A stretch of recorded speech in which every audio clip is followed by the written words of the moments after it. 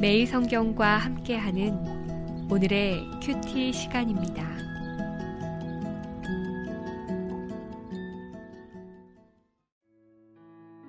2월 11일 오늘의 말씀은 요한복음 12장 12절에서 19절입니다. 그 이튿날에는 명절에 온 큰 무리가 예수께서 예루살렘으로 오신다는 것을 듣고 종려나무 가지를 가지고 맞으러 나가 외치되 호산나 찬송하리로다. 주의 이름으로 오시는 이 곧 이스라엘의 왕이시여 하더라.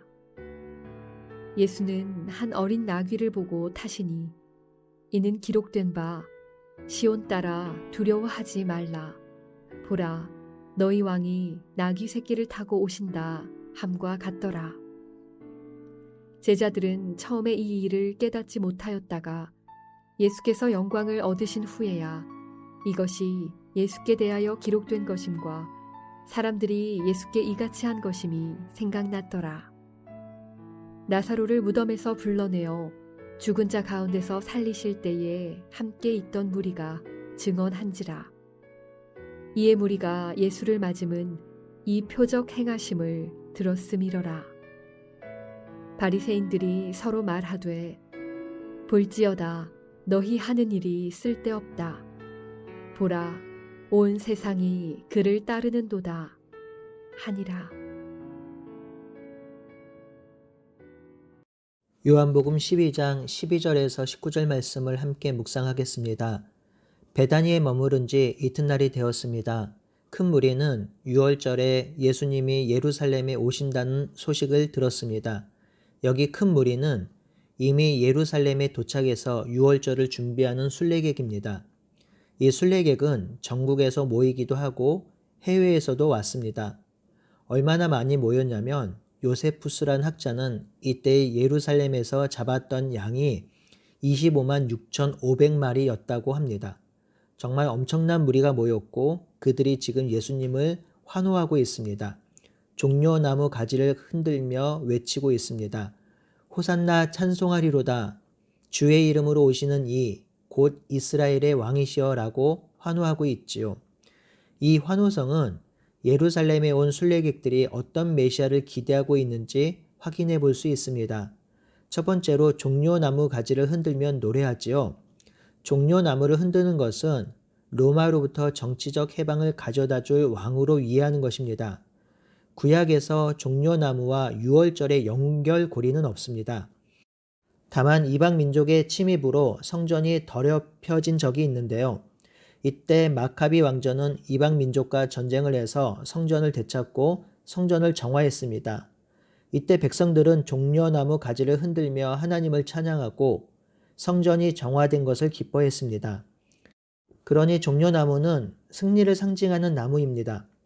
그러니 지금 이들은 종려나무 가지를 흔드는 것은 예수가 정치적 왕으로 오셔서 로마로부터 해방시켜줄 정치적 왕으로 보고 있으며 승리를 가져다 줄 왕이라고 이해하고 있는 것이죠.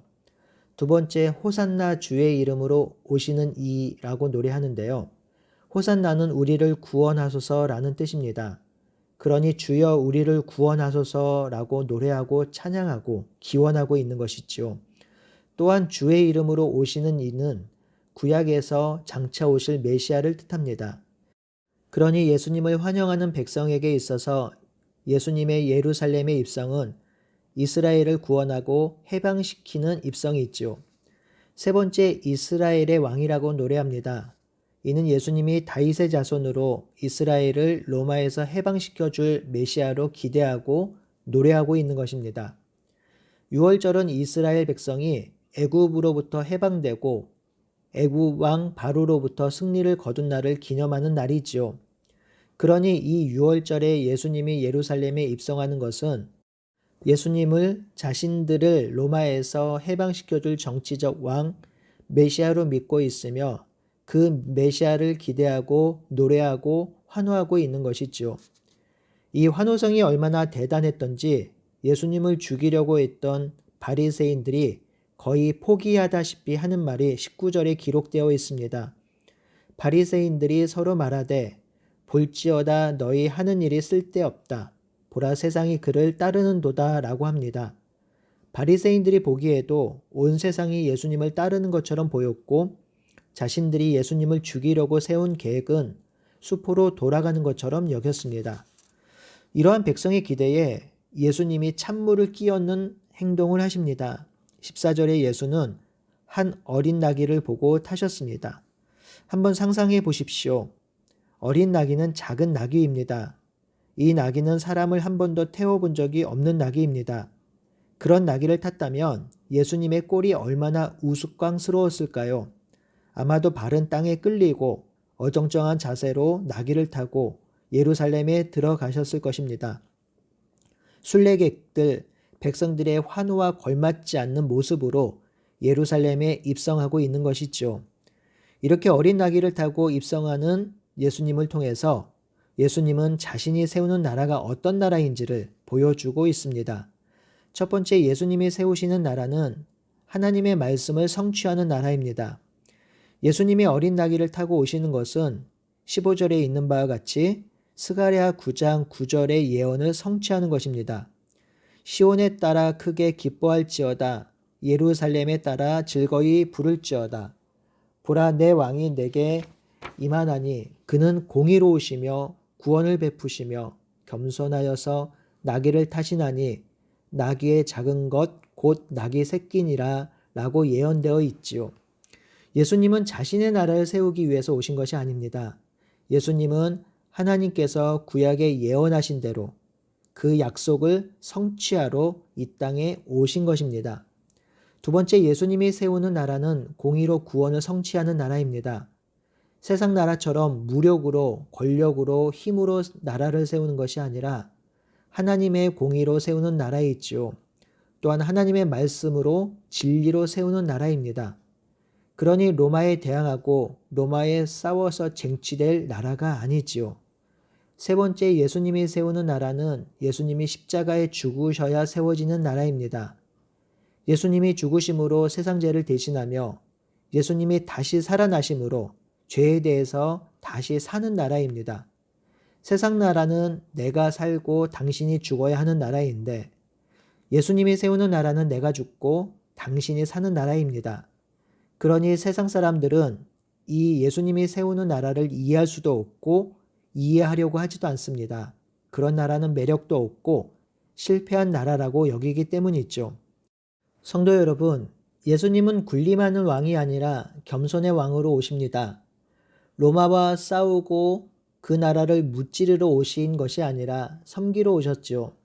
섬김으로 낮아짐으로 십자가에 죽기까지 복종하심으로 세워지는 나라가 예수님이 기대하고 소망하는 나라, 그 나라가 하나님의 나라입니다. 그런데 놀랍게도 16절에 보니 제자들도 이때는 예수님께서 나귀 새끼를 타고 예루살렘에 입성하는 이유를 알지 못했습니다.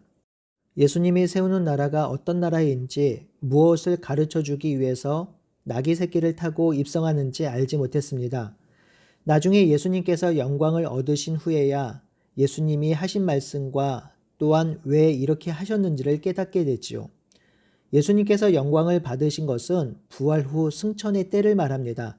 그러니 오순절 성령 강림 사건 이후에 예수님의 행위와 말씀을 제대로 이해할 수 있었던 것이죠. 성도 여러분, 이 말이 무엇을 뜻하는 것일까요? 예수님이 세우시는 나라, 예수님의 행적들은요, 인간의 이해와 지성으로 깨달을 수 없다는 말입니다. 예수님이 하신 말씀을 듣고 그것을 성령께서 깨우쳐 주실 때에 이해할 수 있는 것이죠. 왜인가요? 예수님이 세우는 나라는 세상의 지식으로 이해될 수 없기 때문입니다. 이는 하나님의 생각은 세상의 지혜로 이해될 수 없다는 말이기도 합니다. 오직 성령께서 깨닫게 하실 때 이해하고 믿을 수 있는 것이지요. 그 성령께서 하나님 나라를 어떻게 세우고 확장할 수 있다고 가르치십니까? 바로 겸손하게 예수님을 따라갈 때입니다. 더 섬길 때입니다. 더 순종할 때입니다. 더 내려놓을 때입니다. 세상은 이렇게 하면 망한다고 하지요. 이렇게 하면 무시당하고 아무것도 이룰 수 없다고 합니다. 그래서 돈과 권세와 힘을 가져야 한다고 하지요. 때로는 무력과 권세와 폭력도 괜찮다고 합니다. 싸움과 다툼과 전쟁을 통해서 빼앗아도 괜찮다고 은연중에 가르치고 있습니다. 그래서 때로는 교회도 이 길을 따라가고 싶어 합니다. 은연중에 추구하고 싶은 마음이 들기도 합니다. 하지만 그 길은 예수님이 걸어가신 길이 아닙니다. 그 길은 예수님이 추구하신 방법이 아닙니다. 그 길은 예수님이 세우는 하나님의 나라를 세울 수가 없습니다. 예수님이 가신 길, 예수님이 원하신 길, 예수님이 세우는 하나님의 나라는 하나님의 말씀을 성취하는 나라입니다. 공의로 구원을 성취하는 나라입니다.